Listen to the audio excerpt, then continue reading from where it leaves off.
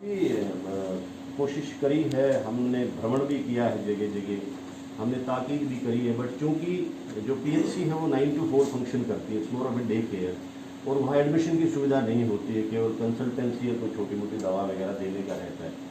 तो बिकॉज बीच में प्रेशर बहुत ज़्यादा आ गया था, तो स्टाफ की क्योंकि कमी थी, तो पीएचसी के स्टाफ को हमने 100% को नहीं, पर काफ़ी स्टाफ को हमने सीएचसी और जीएच लेवल पे ले लिया था। अभी कल ये फैसला हुआ है कि उनको वापस अभी भेजा जाए। सीएचसी में ऑफकोर्स सुविधाएँ हैं, बेड की, ऑक्सीजन भी है, एडमिशन भी, सारी चीज़ें हैं। वेंटिलेटर सीएचसी में नहीं होता है, बाकी सब चीज़ें हैं। सीएचसी में हमारे यहाँ एक आध जगह नहीं भी है और एक आध जगह भर्ती भी हैं लोग। कलानौर में आप देखेंगे बड़ा अच्छा इस्तेमाल हो रहा है, शायद 12, 15, 18 लोग वहाँ एडमिट भी थे। और पीएचसी में ज़रूर ये रहती है कि यदि किसी को थोड़ा बहुत डिस्ट्रेस है तो वो वो अपग्रेड ना कर जाए पेशेंट वहीं पे, तो नुकसान होगा, इसलिए उसको आगे भेजते हैं। हरियाणा सरकार ने फैसला लिया है कि अभी पोस्ट कोविड केयर भी वो उमंग नाम के एक स्कीम से लॉन्च करेंगे सभी सरकारी अस्पतालों में। तो चूंकि सरकारी अस्पताल तक ही सीमित रह जाना काफ़ी नहीं है, इसलिए हमने ये भी निर्णय लिया है कि हम IMA के साथ बातचीत करके और कोशिश करेंगे कि प्राइवेट फैसिलिटीज़ में भी इस तरह की सुविधा हो। क्योंकि मैं कल देख रहा था टीवी पे कि पोस्ट कोविड भी कई तरह की चीज़ें, स्ट्रेसेस, पेन्स मैनेजमेंट की आवश्यकता उनको करने की रहती है, उस पर भी हम ध्यान देंगे। मेरी आमजन से अपील है ये कि अभी जो ढलान आई है बीमारी में, उसको देख के संतुष्ट होकर ना बैठ जाएं और बेपरवाही दोबारा ना शुरू करें, और तमाम जो अब तक की बंदिशें, पाबंदियाँ, एहतियात, परहेज़, जो प्रिकॉशंस थी, उनको जारी रखें। अभी कोई भरोसा नहीं है वायरस के बिहेवियर का, और कहीं कहीं से चर्चा थर्ड वेव टाइप की आती है। मैं नहीं जानता वो कितनी पुख्ता है या कितना नहीं है, परंतु संभावना से इनकार नहीं किया जा सकता। इसलिए मेहरबानी करके लोग अपना संयम बनाए रखें और घरों में रहें, कम से कम निकलें, जब तक बिल्कुल ही लाजमी ना हो जाए तब तक बाहर ना निकलें। हाइजीन का ख्याल रखें, मास्किंग करें, डबल मास्किंग करें, बल्कि बता रहे हैं, या तो N95 हो या डबल मास्क हो, और सोशल डिस्टेंसिंग का पालन करते रहें। ऑफकोर्स सरकारी बंदिशें अभी जारी हैं, परंतु आगे के लिए भी इसका ख्याल रखना बहुत ज़रूरी है। मैं जानता हूँ, आप भी जानते हैं, पीछे हम फरवरी मार्च में इस बारे में बात करने लगे थे, if you remember correctly. I told you, जब 5 या 6 पे आंकड़ा था, आई टोल्ड यू कि ऐसी नौबत आ सकती है, चेतें जागें। लोगों ने सिर्फ बेपरवाही करी, उसका खामियाजा हमको भुगतना पड़ा है। मैं नहीं चाहता आइंदा ऐसा खामियाजा दोबारा इस ज़िले को या हमारे प्रदेश को किसी को भी या मानवता को भुगतना पड़े। उसके लिए हमें सजग सचेत रहना होगा। ये बात मैं आपके माध्यम से बताना चाह रहा था। और हमारे पास कोई कमी नहीं है फ़िलहाल, छोड़ के जो एक उसकी कमी है थोड़ा इंजेक्शन की, जो एम्फोटेरेसिन है, उसकी कल उपलब्धता हो गई है, स्टेट ने कराई है, शायद 600 वायल्स की ऐसी करी है। और सरकार शायद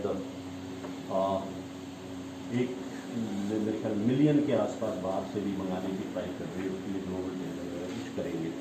तो चेष्टा है कि रेमडेसिविर की भांति इसकी भी उपलब्धता सुनिश्चित हो जाएगी। That's all from my side. मैं आपके माध्यम से भी अपील करना चाह रहा था कि इस बीमारी के प्रति सचेत रहें, और आज शाम तक मेरे ख्याल में कुछ आ जाना चाहिए विस्तृत, तो वरना 11 बजे तक हमने अनुमति यहाँ दे रखी है, तो 11 बजे तक। परंतु बीच में एक आध शिकायत ये भी आई थी कि वो लोग उस बहाने से कोई और चीज़ भी शायद वहाँ रखते हैं और चेष्टा करते हैं कुछ और चीज़ों की बिक्री की, तो उसको हम डिस्करेज कर रहे हैं।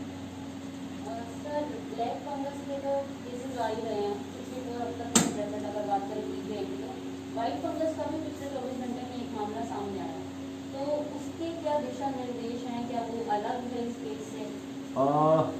देखिए, इसका जो मेरे सुनने में भी आया वो ये है कि ब्लैक फंगस आपको बाहर दिख जाती है, वाइट फंगस शायद आपके अंदर इंटरनल ऑर्गन्स के अंदर अटैक कर रही है। फंगस हर जगह मौजूद है, आप अगर माइक्रोस्कोपिक एग्जामिनेशन करेंगे, शायद ये टेबल पे भी आपको ब्लैक या वाइट फंगस मिल जाएगी।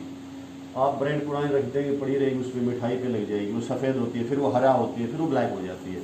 ये आपके वातावरण में भी है। आप अपना मास्क उतार के अगर इसको माइक्रोस्कोपिक एग्जामिनेशन करवाएंगे, तो मास्क के अंदर जब आप बोलते हैं तो सलाइवा आपका बाहर निकलता है, और वो जमा होगी, इसके अंदर भी ब्लैक फंगस आपको मिलेगी। परंतु वो उतनी नुकसानदायक इसलिए नहीं होती कि आप एकदम उसके जो वातावरण उसके लिए मुफीद है, वो वातावरण आपकी बॉडी उसको नहीं दे रही है।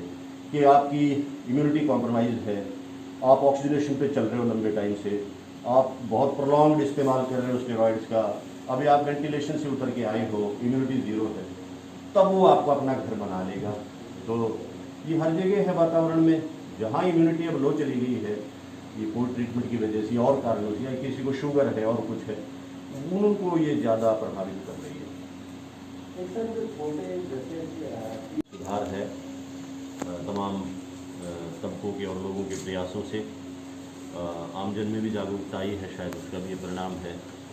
और जो पॉजिटिविटी हमारी कभी 20, 22, 25 हुआ करती थी, वो अब नीचे आके 8.5% के आसपास आ गई है दर।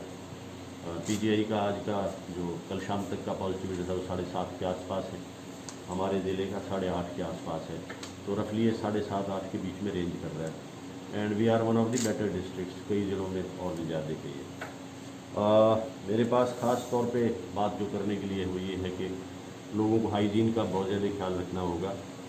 जो म्यूकोर माइकोसिस नाम की जो बीमारी है, ब्लैक फंगस, उसके 50-52 पेशेंट्स आ चुके हैं पीजीआई में।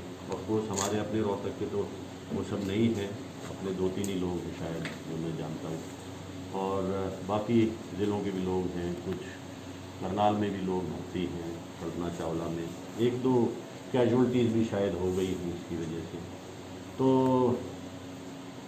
इसके बारे में लोगों को विशेष ध्यान देने की ज़रूरत है। जो लोग घर पे ऑक्सीजनेशन करते हैं वो कृपया डिस्टिल्ड वाटर का पानी का यदि उनको इस्तेमाल करें उसका वो करें, और हाथों की साफ़ सफाई, नाक आँख को न छुएँ, इस तरह की उनको परहेज़ रखने पड़ेंगे।